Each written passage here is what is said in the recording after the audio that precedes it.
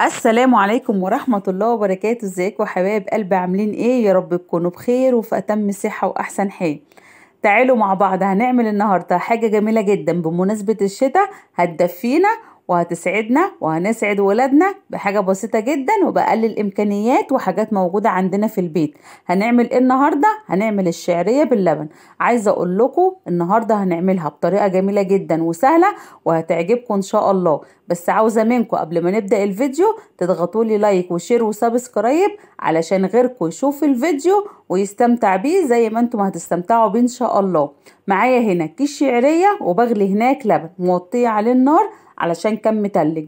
هبدأ دلوقتي هحط في الحلة اللي قدامي دي انا مولعة عليها النار معلقتين سمنة. معلقتين سمنة كويسين جدا على كيس الشعرية ده. السمنة هنا هتسخن معايا وهبدأ انزل عليها بكيس الشعرية. تحلية سهلة وبسيطة وكمان بتدفينا، هي دي من اكلات الشتاء. شعرية باللبن، بليلة باللبن، المفتقة، حلبة باللبن، حاجات جميلة جدا بتدفينا وبتسعدنا.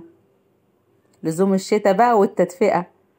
هنحمر بقى الشعرية بتاعتنا كويس جدا لحد ما تدينا اللون المناسب، اللون الذهبي الجلد الحلو ده.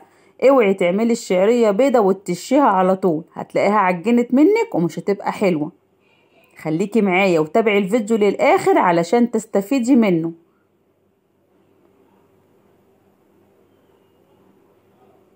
هنقلب فيها لحد ما تدينا اللون ده بالشكل ده كده. انا بقى حطيت هنا ميه سخنه على النار بتغلي.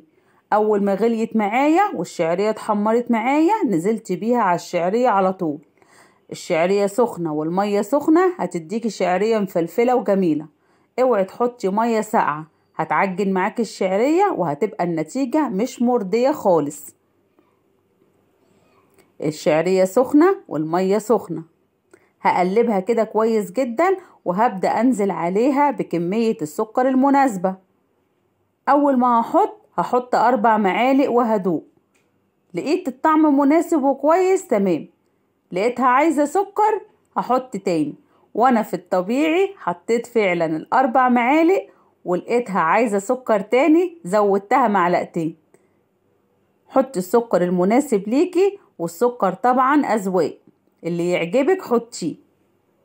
هقلبها كده وهدوقها ولقيتها عايزة سكر تاني حطت لها معلقتين كبار وكانوا كافيين الحمد لله. كيس الشعرية خد مني 6 معالق سكر، وزي ما قلتلكوا السكر ده حسب الرغبة وهو أذواق. هقلبها كويس جدا واول ما تغلي وتشرب معايا ههدي عليها النار خالص او تنقليها على العين الصغيرة. عايزة اقول لكم كانت طعمها جميل جدا، اتمنى ان انتوا تجربوها بنفس الطريقة. بصوا حبايب قلبي، في المرحلة دي انا ابتديت اهدي النار خالص. هديت النار خالص وهغطيها وهسيبها تعيش حياتها لحد لما تديني النتيجة اللي انا عاوزاها. لو وصلتي معايا للمرحلة دي حطيلي لايك عشان غيرك يستفيد من الفيديو. وبكده حبايب قلبي خلاص الشعرية بتاعتي خلصت وكمان اللبن بتاعي غلى. وهبدأ دلوقتي اغرفها في السلطانية دي. انا هغرف ليا وللأولاد عشان هناكل احنا التلاتة مع بعض. بصوا كده اهي، هغرف ليا وليهم. بدل ما كل واحد ياكل في طبق لوحده، لا كلنا ناكل مع بعض ونفتح نفس بعض. حاجة كده جميلة جدا هتدفينا في الشتاء وطعمها في منتهى الجمال وتحلية سخنة كده وسريعة.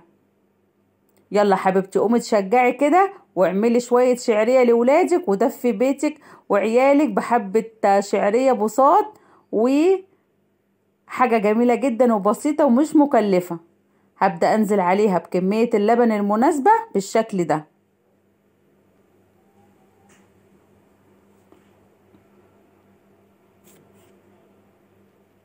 اهي. تعالوا بقى نقدمها مع بعض وبرضه هقول لكم على اللي انا هحطه دلوقتي وده بيرجع لك انت. المقطع بيعيد نفسه تاني مفيش مشاكل. غرفناها كده وحطينا عليها اللبن، وعندي بقى شوية مكسرات كده، عين جمل على لوز على بندق، كانوا عندي من رمضان. هبدأ دلوقتي اجرنش كده على الوش. لو عندي زبيب يا سلام، بس انا للأسف الزبيب خلص من عندي. ايه رأيكم بقى كده؟ حبة شعرية باللبن والمكسرات تحفة. يا رب النهاردة فيديو يكون عجبكم، ولو عجبك الفيديو بتاعي اضغطيلي لايك علشان غيرك يستفيد من الفيديو. تعالوا بقى ندوق مع بعض كده ونشوف. بصوا كده، بصوا الجمال والحلاوة. شايفين؟ حاجة كده فاخر من الآخر. أعظم طبق شعرية باللبن.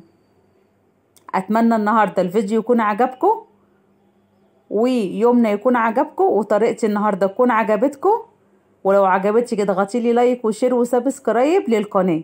استودعكم في رعاية الله وأمنه، والسلام عليكم ورحمة الله وبركاته.